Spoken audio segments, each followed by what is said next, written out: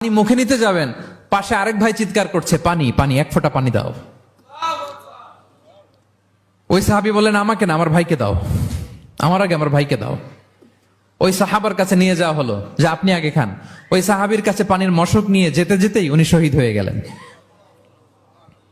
আবার মশক নিয়ে দ্বিতীয় সাহাবীর কাছে আসতে না আসতে দ্বিতীয় সাহাবীও শহীদ হয়ে গেলেন। প্রথম যিনি চিৎকার করছিলেন তার কাছে আবার মশক নিয়ে যেতে না যেতে তিনিও শহীদ হয়ে গেলেন। সুবহানাল্লাহ পড়বেন না? ওয়ায়ুসিরুনা আলা আনফুসিহিম ওয়ালাউ কানা বিহিম খাসাসা। নিজেদের প্রয়োজন থাকা সত্ত্বেও মুমিনরা তার অন্য ভাইয়ের প্রয়োজনকে প্রাধান্য দেয়। আল্লাহু আকবার। এই হচ্ছে আমাদের ভ্রাতৃত্বের দৃষ্টান্ত।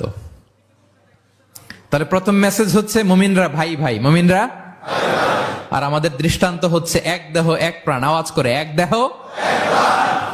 আর আমরা যদি কখনো বিবাদে জড়াই আমরা এটাকে সংশোধন করে দেব। আপোষে